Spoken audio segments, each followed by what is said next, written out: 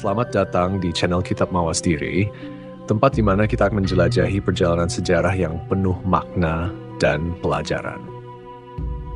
Dalam episode kali ini, kejayaan dan keruntuhan salah satu kerajaan besar di Nusantara, yaitu Kerajaan Demak. Mari kita menyelami kisah luar biasa ini, yang tak hanya menyajikan kejayaan sebuah kerajaan, tetapi juga peringatan akan pentingnya stabilitas politik, harmoni keluarga, dan bijaksana dalam mengambil keputusan. Awal kejayaan Kerajaan Demak. Pada akhir abad ke-15, di tengah kemerosotan Kerajaan Majapahit, sebuah kekuatan baru mulai tumbuh di pesisir utara Jawa. Kekuatan itu dipimpin oleh seorang tokoh yang memiliki garis keturunan campuran antara bangsawan Majapahit dan rakyat biasa. Ia adalah Raden Patah, yang diyakini sebagai putra Prabu Brawijaya V, raja terakhir Majapahit dari seorang selir Tionghoa. Raden Patah meninggalkan istana Majapahit ketika ia masih muda. Dengan tekad kuat, ia pergi ke daerah pesisir untuk memulai kehidupan baru. Di tempat yang kemudian dikenal sebagai Bintoro, ia mendirikan sebuah pusat kekuasaan kecil yang perlahan berkembang menjadi Kerajaan Demak. Letaknya yang strategis di tepi pantai menjadikan Demak pelabuhan penting dalam jalur perdagangan internasional, menarik para pedagang dari berbagai wilayah seperti Gujarat, Arab, dan Cina. Selain sebagai pusat perdagangan, Demak juga dikenal sebagai pusat penyebaran Islam di Jawa. Hal ini tak lepas dari peran Wali Songo, 9 ulama besar yang berdakwah di Nusantara. Wali Songo memberikan legitimasi religius kepada Raden Patah yang dianggap sebagai penguasa Islam pertama di Jawa. Dengan dukungan mereka, Demak berkembang pesat tidak hanya sebagai kerajaan politik, tetapi juga sebagai pusat spiritual. Raden Patah membangun Masjid Agung Demak, yang menjadi simbol kejayaan kerajaan. Masjid ini menjadi tempat berkumpulnya ulama dan pemimpin dari berbagai daerah, serta menjadi pusat kegiatan keagamaan yang penting. Dibangun dengan arsitektur khas Jawa yang berpadu dengan unsur Islam, masjid ini memperlihatkan perpaduan budaya lokal dan agama baru yang sedang berkembang. Di bawah kepemimpinan Raden Patah, Demak mulai mengambil alih peran Majapahit yang kian lemah. Kerajaan ini juga dikenal dengan toleransi dan kebijaksanaannya, yang membuatnya diterima oleh masyarakat Jawa, baik yang telah memeluk Islam maupun yang masih memegang tradisi lama. Awal kejayaan Kerajaan Demak mencerminkan sebuah era transisi dari kekuasaan Hindu-Buddha menuju kekuatan Islam di Jawa. Meski demikian, Raden Patah tetap menghormati warisan budaya Majapahit, menjaga harmoni di tengah perbedaan yang ada. Dengan dasar yang kokoh ini, Demak bersiap untuk menjadi kekuatan besar yang mampu menggantikan kejayaan kerajaan sebelumnya. Setelah wafatnya Raden Patah, tongkat estafet kepemimpinan Kerajaan Demak beralih ke Pati Unus, putra sulungnya. Pati Unus Pangeran Sabrang Lor karena keberaniannya memimpin ekspedisi militer melawan Portugis di Malaka. Meskipun ekspedisi tersebut gagal, Pati Unus meninggalkan warisan sebagai pemimpin yang gagah berani. Sepeninggal Pati Unus, tahta Demak jatuh ke tangan adiknya, Sultan Trenggana, yang membawa kerajaan ini ke puncak kejayaannya. Sultan Trenggana, pemimpin visioner. Sultan Trenggana dikenal sebagai pemimpin yang cerdas, bijaksana, dan berwawasan luas. Ia melanjutkan misi ayahnya, Raden Patah, untuk menjadikan Demak sebagai pusat penyebaran Islam di Nusantara. Di bawah pemerintahannya, Demak tidak hanya menjadi kerajaan maritim yang tangguh, tetapi juga pusat dakwah Islam yang berpengaruh. Sultan Trenggana mengonsolidasikan kekuasaan Demak dengan menaklukkan wilayah-wilayah strategis di Jawa dan sekitarnya. Salah satu pencapaiannya yang paling monumental adalah penaklukan Sunda Kelapa pada tahun 1927. Penaklukan ini dipimpin oleh Fatahillah dan seorang panglima kepercayaan Sultan Trenggana. Dengan keberhasilan ini, Sunda Kelapa diubah namanya menjadi Jayakarta, yang berarti kemenangan sejati. Wilayah ini kelak berkembang menjadi kota Jakarta yang kita kenal saat ini. Ekspansi dan penyebaran Islam. Selain Sunda Kelapa, Sultan Trenggana juga memperluas kekuasaan Demak ke wilayah timur, termasuk Mataram, Blambangan, dan Pasuruan. Penaklukan ini tidak hanya bertujuan untuk memperluas wilayah, tetapi juga menyebarkan ajaran Islam. Pendekatan Sultan Trenggana dalam dakwah Islam mengedepankan harmoni dan toleransi, sehingga Islam diterima dengan baik oleh masyarakat lokal. Di sisi lain, Sultan Trenggana juga mengarahkan ekspansi ke daerah pedalaman seperti Pajang dan Kediri. Wilayah-wilayah ini awalnya masih kuat dipengaruhi oleh tradisi Hindu-Buddha. Namun, dengan pendekatan yang bijaksana, pengaruh Islam mulai meresap ke dalam kehidupan masyarakatnya. Perdagangan dan kemakmuran ekonomi. Keberhasilan ekspansi wilayah membawa dampak besar bagi kemakmuran ekonomi Kerajaan Demak.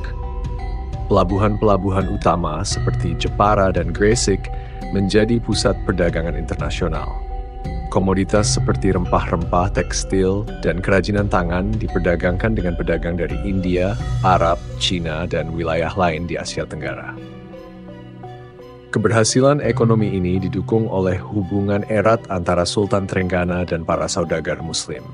Sistem administrasi kerajaan yang terorganisasi dengan baik juga membantu mengelola kekayaan negara dengan efisien, sehingga Demak mencapai puncak kemakmurannya.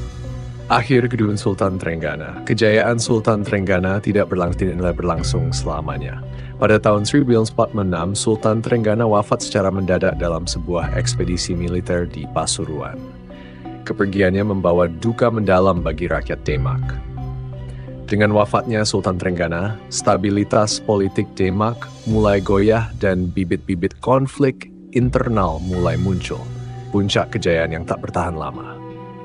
Bab ini menutup dengan refleksi bahwa meskipun Sultan Trenggana membawa kerajaan Demak ke puncak kejayaan, fondasi kekuasaannya mulai retak akibat perebutan kekuasaan di antara penerusnya. Warisan Sultan Trenggana tetap dikenang sebagai pemimpin yang mengukir sejarah emas dalam perjalanan kerajaan Demak. Setelah Sultan Trenggana wafat pada tahun 1546 dalam sebuah ekspedisi militer di Pasuruan, suasana kerajaan Demak yang semula penuh kejayaan mulai berubah.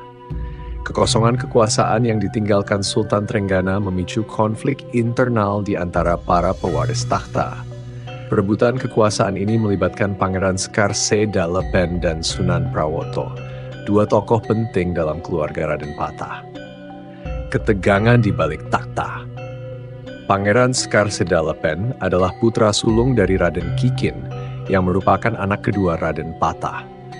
Di sisi lain, Sunan Prawoto adalah putra dari Pati Unus yang sebelumnya menjadi Sultan Demak kedua.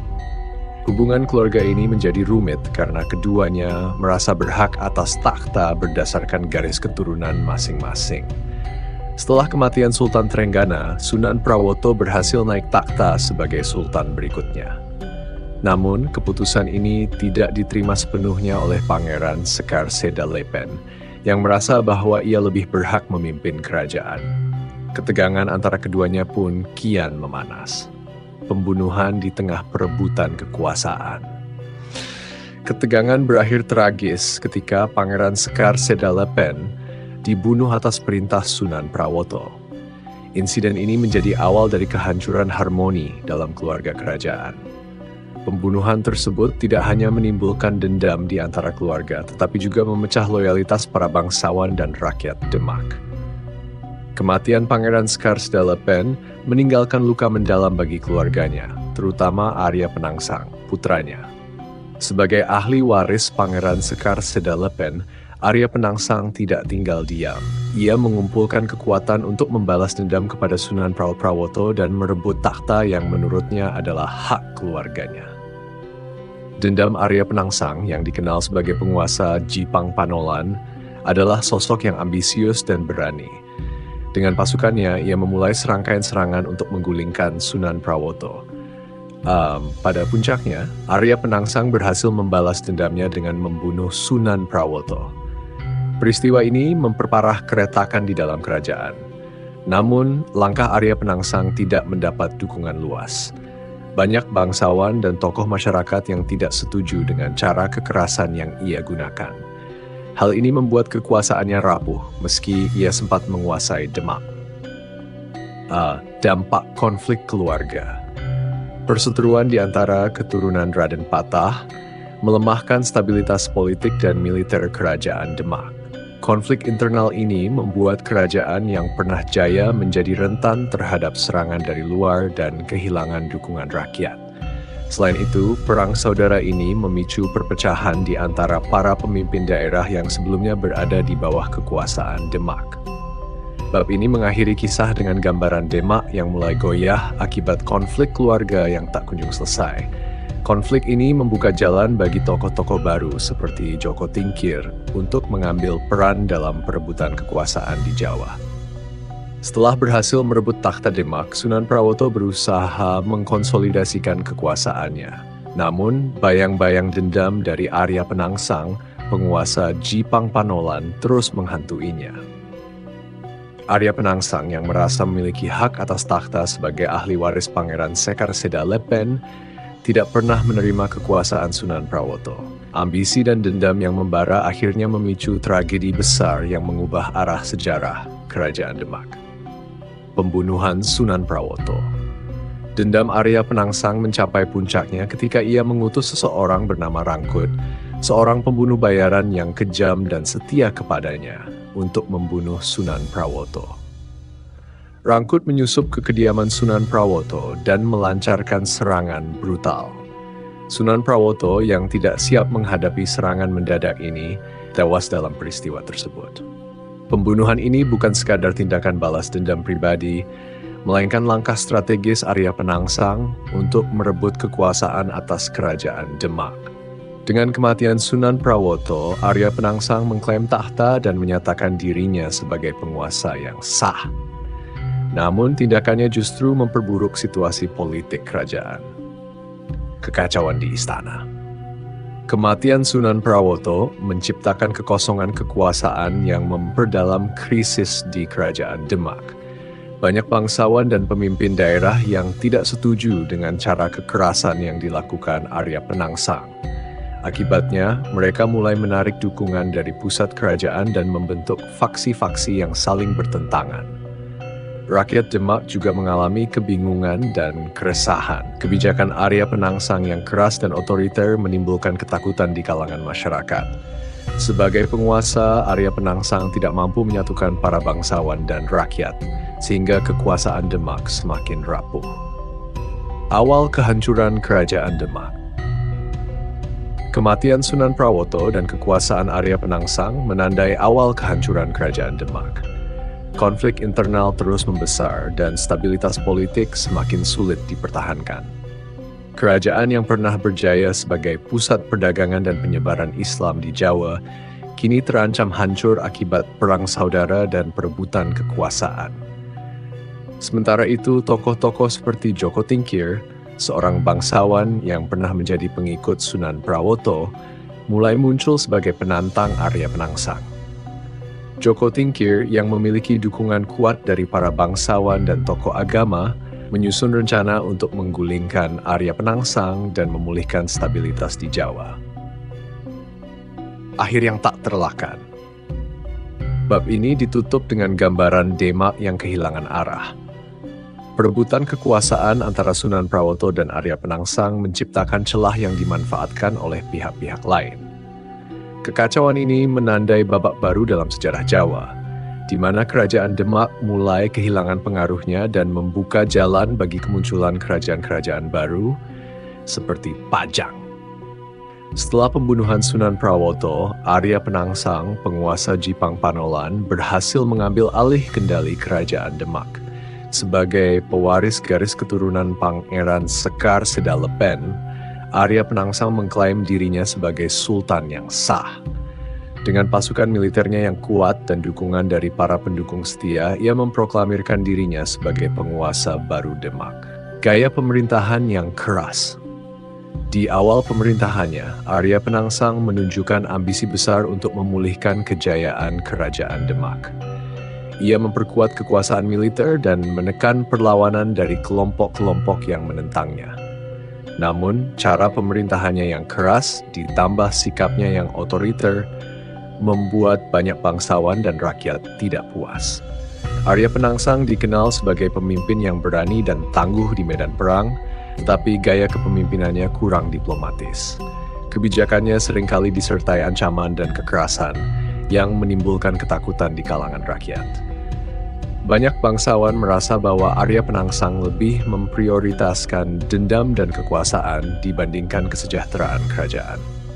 Krisis loyalitas bangsawan. Kepemimpinan Arya Penangsang yang keras mengakibatkan banyak bangsawan dan pejabat penting kerajaan menarik dukungannya. Mereka merasa tidak lagi memiliki tempat dalam pemerintahan Arya Penangsang, yang lebih mengandalkan loyalitas tanpa mempertimbangkan saran dan masukan. Salah satu tokoh penting yang mulai menentang Arya Penangsang adalah Djoko Tingkir Hadiwijaya, penguasa Pajang. Sebagai mantan pengikut Sunan Prawoto, Djoko Tingkir memiliki dendam tersendiri terhadap Arya Penangsang. Ia mulai menggalang dukungan dari para bangsawan dan rakyat yang kecewa dengan gaya pemerintahan Arya Penangsang. Kekuatan militer yang hebat tetapi tidak stabil. Meski memiliki kekuatan militer yang besar, Arya Penangsang gagal memanfaatkan potensi tersebut untuk membangun kembali stabilitas kerajaan. Alih-alih memperkuat ikatan dengan para pemimpin daerah, ia cenderung memandang mereka sebagai ancaman. Hal ini membuat banyak wilayah yang sebelumnya berada di bawah kekuasaan Demak mulai melepaskan diri. Selain itu, ketidakmampuannya untuk merangkul rakyat memperlemah dukungan internal. Rakyat yang semula setia pada kerajaan Demak mulai kehilangan kepercayaan pada penguasa baru mereka. Tantangan dari Pajang. Di tengah situasi yang tidak stabil, Djoko Tingkir mulai menunjukkan dirinya sebagai penantang serius bagi Arya Penangsang. Dengan dukungan dari bangsawan-bangsawan yang kecewa, termasuk Ki Ageng Pemanahan dan Ki Penjawi, Djoko Tingkir menyusun strategi untuk menggulingkan Arya Penangsang. Pajang, basis kekuatan Djoko Tingkir, muncul sebagai pusat kekuatan baru di Jawa. Kebangkitan yang rapuh, bab ini menggambarkan kebangkitan Arya Penangsang sebagai penguasa yang berkuasa secara militer tetapi rapuh secara politik. Gaya pemerintahannya yang keras menciptakan lebih banyak musuh daripada sekutu, sehingga posisinya sebagai pemimpin tidak pernah benar-benar stabil. Arya Penangsang mungkin telah berhasil merebut takhta, tetapi kegagalannya dalam membangun dukungan yang luas dan memerintah dengan bijak membuatnya semakin terisolasi. Kondisi ini membuka jalan bagi perang besar berikutnya yang akan menentukan nasib Demak dan Arya Penangsang sendiri. Di tengah konflik yang berkepanjangan dan pemerintahan Arya Penangsang yang penuh ketegangan, muncul seorang tokoh baru yang menjadi harapan para bangsawan dan rakyat yang kecewa. Tokoh itu adalah Djoko Tingkir, yang kemudian dikenal sebagai Sultan Hadiwijaya, penguasa Pajang. Djoko Tingkir adalah seorang pemimpin yang bijak, cerdas, dan pandai menarik hati para sekutunya. Ia muncul sebagai tantangan terbesar bagi Arya Penangsang dan membawa arah baru dalam sejarah politik Jawa. Djoko Tingkir, pemimpin Pajang yang cerdas. Djoko Tingkir berasal dari Pengging, sebuah wilayah kecil yang pernah menjadi pusat kebudayaan di masa lalu. Ia memiliki hubungan baik dengan keluarga kerajaan Demak, terutama Sunan Kalijaga yang menjadi salah satu pendukungnya. Setelah menjadi penguasa Pajang, Djoko Tingkir mulai memantapkan posisinya sebagai pemimpin yang mampu menyatukan wilayah-wilayah yang terpecah akibat konflik di Demak. Sadar akan ketidakpuasan rakyat dan para bangsawan terhadap pemerintahan Arya Penangsang, Djoko Tingkir melihat peluang untuk menggulingkannya. Ia mulai menggalang kekuatan politik dan militer dengan dukungan tokoh-tokoh penting seperti Ki Ageng Pemanahan dan Ki Penjawi yang memiliki pengaruh besar di wilayah Jawa. Persiapan melawan Arya Penangsang. Djoko Tingkir menyusun strategi matang untuk menghadapi Arya Penangsang. Ia tidak hanya mengandalkan kekuatan militer, tetapi juga taktik politik yang cerdik. Dengan memperkuat aliansi di antara para bangsawan dan memobilisasi dukungan rakyat, Djoko Tingkir memastikan bahwa ia memiliki kekuatan yang cukup untuk melawan Arya Penangsang. baik di medan perang maupun di arena politik. Sebagai bagian dari rencananya, Joko Tingkir meminta bantuan Sultan Pajang yang kemudian memberikan restu dan dukungan penuh kepadanya. Dengan dukungan ini, Joko Tingkir memiliki legitimasi yang kuat untuk menantang Arya Penangsang yang mulai kehilangan dukungan dari para bangsawan Demak. Pertempuran melawan Arya Penangsang. Puncak konflik terjadi dalam pertempuran di Bengawan Sore, di mana pasukan Joko Tingkir berhadapan langsung dengan pasukan Arya Penangsang. Dalam pertempuran ini, Joko Tingkir tidak turun langsung ke medan perang, melainkan mempercayakan komando kepada Ki Ageng Pemanahan dan Ki Penjawi, dua panglima andalannya. Salah satu cerita legendaris dalam pertempuran ini adalah keberanian Danang Sutawijaya, putra angkat Ki Ageng Pemanahan, yang berperan besar dalam mengalahkan Arya Penangsang. Dengan kecerdikannya, Sutawijaya memanfaatkan kelemahan Arya Penangsang. Diceritakan bahwa Arya Penangsang yang selalu membawa keris pusaka Kiai Setan Kober di pinggangnya tewas akibat kerisnya sendiri yang melukai perutnya saat ia mengejar musuh di atas kuda. Kejatuhan Arya Penangsang. Kematian Arya Penangsang dalam tempuran ini menandai berakhirnya konflik berdarah yang telah melanda kerajaan Demak.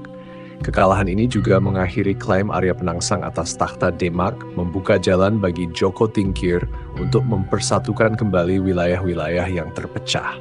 Setelah kemenangan ini, Joko Tingkir mengambil alih kekuasaan dan memindahkan pusat pemerintahan dari Demak ke Pajang. Langkah ini tidak hanya simbolis tetapi juga strategis, karena Pajang memiliki posisi yang lebih sentral di Pulau Jawa. Akhir kekuasaan Arya Penangsang. Bab ini ditutup dengan refleksi tentang akhir kekuasaan Arya Penangsang, seorang pemimpin yang berani tetapi gagal mempertahankan stabilitas kerajaannya. Kepemimpinannya yang keras dan penuh konflik menjadi penyebab utama kejatuhannya. Sebaliknya, Joko Tingkir muncul sebagai simbol harapan baru, membawa tatanan baru bagi Jawa di bawah kekuasaan Kerajaan Pajang. Kematian Arya Penangsang dalam pertempuran melawan pasukan Joko Tingkir menandai babak akhir dari perebutan kekuasaan di Kerajaan Demak. Sebagai seorang pemimpin yang dikenal tangguh dan berani, Arya Penangsang sebenarnya memiliki kekuatan militer yang besar. Namun, ambisi tanpa dukungan politik yang solid serta taktik cerdik dari pihak lawan menjadi penyebab utama kejatuhannya. Pertempuran di Bengawan Sore. Puncak konflik antara Arya Penangsang dan Joko Tingkir terjadi di wilayah Bengawan Sore. Pasukan Arya Penangsang yang dikenal karena keberanian dan kekuatannya menghadapi pasukan Joko Tingkir yang dipimpin oleh Ki Ageng Pemanahan, Ki Penjawi, dan Danang Sutawijaya. Pertempuran ini bukan hanya adu kekuatan fisik, tetapi juga adu strategi dan taktik yang cermat. Arya Penangsang dikenal sebagai ahli bela diri yang tak terkalahkan dan selalu membawa keris pusaka Kiai Setan Kober yang diyakini memiliki kekuatan gaib. Namun, dalam pertempuran ini, keberaniannya tidak cukup untuk mengalahkan kecerdikan lawannya. Strategi dan akhir tragis Arya Penangsang. Ki Ageng Pemanahan menyusun strategi untuk memanfaatkan sifat agresif Arya Penangsang. Dalam pertempuran, Danang Sutawijaya menjadi umpan dengan menantang Arya Penangsang secara langsung. Arya Penangsang yang terpancing oleh tantangan ini mengejar Sutawijaya dengan penuh amarah. Namun, dalam pengejaran itu terjadi insiden yang menjadi titik balik pertempuran. Saat menunggang kuda, Arya Penangsang secara tidak sengaja melukai perutnya sendiri dengan keris Kiai Setan Kober yang ia kenakan di pinggang. Darah mengucur deras, tetapi Arya Penangsang tetap melanjutkan pengejarannya meski terluka parah. Di tengah pertempuran, kondisi Arya Penangsang semakin melemah. Pasukan Joko Tingkir akhirnya berhasil mengalahkannya, dan Arya Penangsang tewas di medan perang. Kejatuhan Arya Penangsang mengakhiri klaimnya atas tahta Demak dan menutup bab terakhir dari upayanya untuk mempersatukan kembali kerajaan. Kehilangan pemimpin kuat. Dengan tewasnya Arya Penangsang, Kerajaan Demak kehilangan sosok pemimpin yang tangguh, meskipun kepemimpinannya sering dipandang terlalu keras dan kejam. Kematian Arya Penangsang menciptakan kekosongan kekuasaan yang tidak mudah diisi. Situasi politik semakin kacau, dengan banyak wilayah yang sebelumnya berada di bawah Demak memilih untuk memisahkan diri. Arya Penangsang meskipun kontroversial adalah salah satu tokoh yang mewarisi semangat Kerajaan Demak. Ia dikenal sebagai pejuang yang berani dan setia pada keluarganya, meskipun tindakannya seringkali dianggap terlalu ekstrem. Kematian tragisnya menjadi simbol akhir dari masa kejayaan Demak sebagai kekuatan besar di Jawa. Setelah kemenangan atas Arya Penangsang, Joko Tingkir secara resmi mengambil alih kendali dan memindahkan pusat kekuasaan dari Demak ke Pajang. Perpindahan ini menandai berakhirnya era Kerajaan Demak dan dimulainya era baru di bawah kekuasaan Pajang. Meskipun Pajang berhasil menggantikan Demak sebagai pusat kekuatan di Jawa, dampak dari konflik internal dan kekacauan politik masih terasa. Refleksi atas kejatuhan Arya Penangsang. Bab ini ditutup dengan refleksi tentang kematian Arya Penangsang sebagai simbol dari akhir sebuah era. Keberaniannya di medan perang, meski mengesankan, tidak cukup untuk mengatasi kegagalannya dalam membangun stabilitas politik dan dukungan luas. Sementara itu, Joko Tingkir muncul sebagai pemimpin baru yang membawa harapan akan stabilitas, meskipun tantangan besar masih menunggu di masa depan. Kemenangan Joko Tingkir atas Arya Penangsang tidak hanya mengakhiri konflik berdarah di Demak, tetapi juga membawa perubahan besar dalam tatanan politik di Jawa. Sebagai langkah strategis untuk meneguhkan kekuasaannya, Joko Tingkir memutuskan untuk memindahkan pusat pemerintahan dari Demak ke Pajang. Peristiwa ini menjadi penanda berakhirnya Kerajaan Demak sebagai kerajaan mandiri dan awal dari era baru di bawah kekuasaan Kerajaan Pajang. Mengapa Pajang? Keputusan memindahkan pusat kekuasaan dari Demak ke Pajang tidak dibuat tanpa alasan. Pajang, yang terletak di daerah pedalaman Jawa, memiliki keunggulan strategis dibandingkan Demak. Posisi Pajang yang lebih sentral memudahkan pengendalian wilayah-wilayah di seluruh Jawa, terutama setelah Demak kehilangan banyak pengaruh akibat konflik internal. Selain itu, Pajang berada di wilayah yang subur dan dekat dengan jalur perdagangan darat, sehingga menjadikannya lokasi ideal untuk membangun kembali kekuatan politik dan ekonomi kerajaan. Joko Tingkir juga memahami bahwa Demak telah terlalu lemah akibat konflik yang berkepanjangan dan kehilangan legitimasi sebagai pusat kekuasaan. Transformasi kekuasaan. Langkah memindahkan pusat kekuasaan ini bukan sekadar pemindahan geografis, melainkan transformasi politik yang mendalam. Joko Tingkir, yang mengambil gelar Sultan Hadiwijaya, berusaha menggabungkan warisan Kerajaan Demak dengan visi barunya untuk Kerajaan Pajang. Ia menyatakan bahwa Pajang adalah penerus sah Kerajaan Demak, sehingga tetap mempertahankan klaim atas legitimasi sebagai pusat kekuasaan Islam di Jawa. Namun, perpindahan ini juga membawa perubahan signifikan dalam struktur kekuasaan. Jika Demak lebih dikenal sebagai kerajaan maritim yang mengandalkan perdagangan, Pajang mulai mengadopsi model kerajaan agraris yang lebih berfokus pada pengelolaan tanah dan produksi pangan.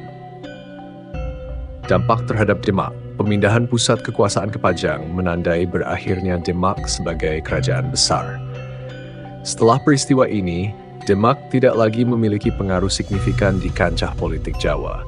Banyak wilayah yang sebelumnya setia kepada Demak mulai memisahkan diri atau beralih ke Pajang. Meskipun demikian, warisan Demak sebagai pusat penyebaran Islam tetap bertahan. Banyak masjid, tradisi, dan lembaga keagamaan yang didirikan pada masa kejayaan Demak terus berfungsi sebagai simbol keberhasilan kerajaan tersebut dalam menyebarkan ajaran Islam di Nusantara. Awal era Kerajaan Pajang. Dengan Pajang sebagai pusat kekuasaan baru, Sultan Hadiwijaya memulai langkah-langkah untuk memulihkan stabilitas di Jawa. Ia mendistribusikan tanah dan kekuasaan kepada para bangsawan yang setia, termasuk memberikan wilayah kepada Ki Ageng Pemanahan dan Ki Penjawi sebagai bentuk penghargaan atas jasa mereka dalam mengalahkan Arya Penangsang. Namun meskipun Sultan Hadiwijaya berhasil membangun Pajang sebagai kekuatan baru, tantangan besar tetap menghadang. Konflik dengan Mataram dan munculnya tokoh-tokoh ambisius seperti Sutawijaya, putra Ki Ageng Pemanahan, menjadi ancaman yang perlahan menggerogoti kekuatan Pajang di masa mendatang. Pemindahan pusat kekuasaan ke Pajang mencerminkan perubahan besar dalam dinamika politik Jawa. Demak yang pernah menjadi pusat perdagangan dan penyebaran Islam, kini telah berakhir sebagai kerajaan mandiri. Pajang muncul sebagai simbol transisi, membawa warisan Demak, tetapi juga menyiapkan panggung bagi kemunculan kekuatan-kekuatan baru seperti Mataram yang nantinya akan mendominasi Jawa. Bab terakhir ini merefleksikan dampak besar dari keruntuhan Kerajaan Demak terhadap sejarah Nusantara. Meski Kerajaan Demak secara politik telah runtuh dan digantikan oleh Pajang, warisannya sebagai pelopor penyebaran Islam di Jawa tetap hidup dan memengaruhi peradaban Nusantara hingga hari ini. Bab ini juga mengupas pelajaran penting dari konflik internal dan eksternal yang melanda Demak, yang berujung pada kehancurannya sebagai kerajaan besar. Warisan keagamaan Demak. Kerajaan Demak dikenal sebagai pusat penyebaran Islam yang pertama dan terkuat di Jawa. Dengan dukungan para wali, terutama Wali Songo, Demak berhasil menyebarkan ajaran Islam ke berbagai wilayah Nusantara, menggantikan pengaruh agama Hindu-Buddha yang sebelumnya dominan.